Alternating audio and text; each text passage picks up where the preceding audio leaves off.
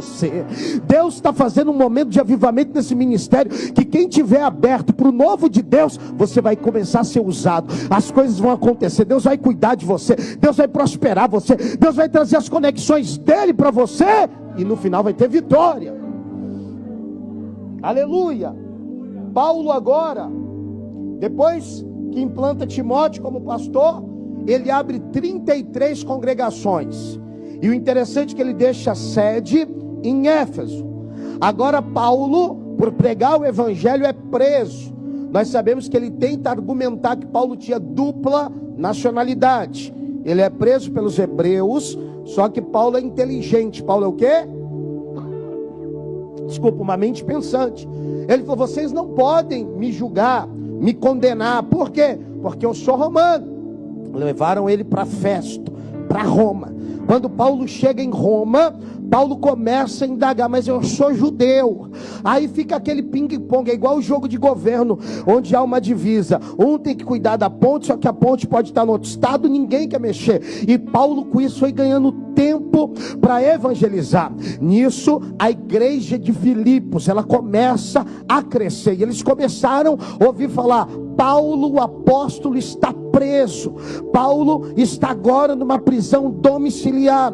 E Paulo tinha ido uma vez em Filipos, preparado um missionário e se retirado. E agora o assunto que a igreja de Filipos conhecia é o que? Seja humilde, não se apegue com os bens materiais, não se apegue com as coisas da terra. Por quê? Porque a igreja, ela estava olhando para cima. Olha que coisa interessante. A cidade era uma micro cidade romana, a única cidade que não pagava impostos, e lá tinha minas de ouro, lá que surgiu Alexandre o Grande. Salomão foi o terceiro homem mais rico, o mais rico de Jerusalém, o terceiro mais rico do mundo.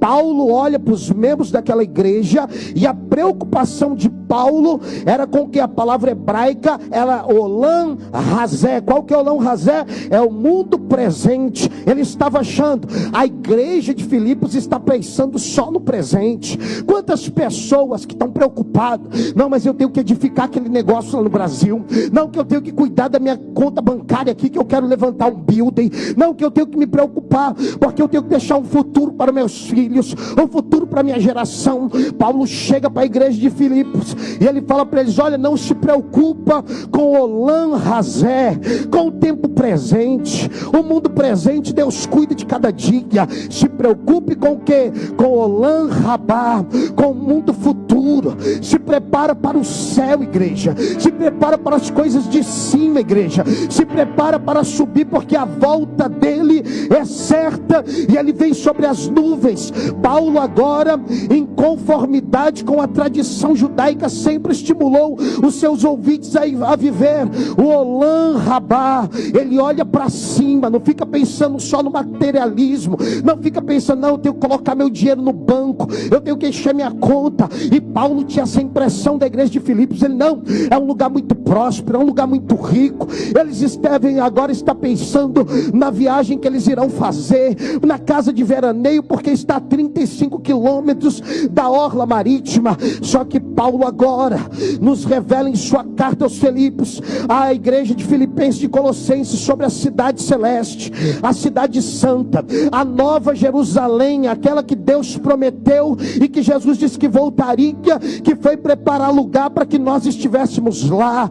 Quando Paulo está com essa preocupação, pensando assim: o povo tem que se converter e olhar para cima, a igreja de Filipos, ela prepara agora uma grande oferta. Ela vira para o povo e fala assim: olha, o nosso apóstolo se preocupou conosco. Porque a maior forma de carinho que você pode dar para alguém é cuidar, é zelar, é orar por essa pessoa, é mostrar o seu cuidado. Porque tem pessoas que não conseguem pregar, é verdade. Tem pessoas que não conseguem louvar, é verdade. Tem pessoas que não têm tempo para trabalhar na igreja, é verdade. Só que aquela igreja se preparou e falou: não, o que nós temos, nós iremos ajudar a obra de Deus. O que nós temos, nós iremos ajudar a obra missionária. Eles pegaram uma grande oferta E diz o texto bíblico que eles levaram para Paulo. E quando Paulo recebeu, Paulo deu graças a Deus pelaquela igreja. Olha que coisa tremenda. A preocupação de Paulo era a mesma preocupação de Jesus. Jesus vai falar em João 8:32: e conhecereis a verdade, e a verdade... Do que, pastor Leandro Cardoso, que a verdade pode libertar? Primeiro, a verdade libertará do pecado original. Qual que é o pecado original, pastor Leandro Cardoso? É o pecado do Éden. Por que a igreja católica batizava desde bebezinho? Porque a igreja católica tinha o entendimento do quê? Que o homem teve o DNA dele corrompido. Ou seja, o pecado entrou e a preocupação dela é o quê? Vamos batizar. Por quê? Que nós vamos mostrar que essas pessoas é de Deus. Então por isso que nós batizamos, porque nós entendemos que o quê? Que o batismo é um pacto, que o batismo é uma confirmação, que o batismo é mostrar: eu morri para o mundo, eu morri para o passado, eu morri para o pecado, e eu vou ter uma vida para Deus. A segunda coisa que a verdade liberta é do quê? Dos poderes do pecado. Dos poderes do quê? Porque desde quando Adão pecou, o pecado teve poder sobre nós.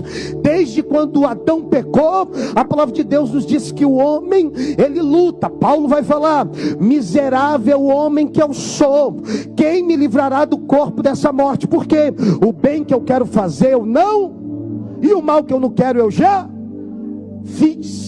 Agora olha que coisa: libertar dos pecados, somente buscando as coisas que são de cima e não as coisas da terra, produzirá em nós uma libertação dos pecados que nós fizemos, que a nossa natureza corrompida recebeu do pecado original. A terceira coisa é libertar do corpo de pecado. O apóstolo Paulo defende a ideia que o nosso corpo é pecaminoso e será transformado em um corpo de glória. Presta bem atenção: nós estamos num corpo que é limitado, é verdade. Nós envelhecemos, nós temos enfermidades, nós vamos vivendo. A Bíblia diz que se chegar a 80, 85, passou disso, é enfado e canseira. Mas a Bíblia Sagrada diz que quando Jesus vier buscar a igreja, nós num piscar de olhos dos homens seremos transformados. Quem acredita que você vai ser transformado? Você vai ser transformado. Se o seu pai talvez sofreu com alguma enfermidade, morreu talvez igual meu pai, coitado, amputou as duas pernas para morrer. Só que eu fiquei feliz quando ele aceitou Jesus. Sabe por quê? Porque eu sei que na ressurreição ele vai levantar num corpo de glória, como Jesus era.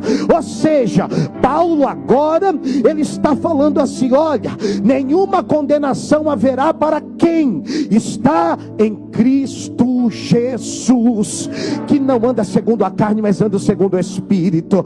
Pastor, mas é muito difícil, porque o pecado vem bater na minha porta. Pastor, eu sou meio sanguínea. Às vezes dá vontade de pedir 5 minutos para Jesus para resolver. Presta bem atenção: Jesus vai te dar uma vida no Espírito.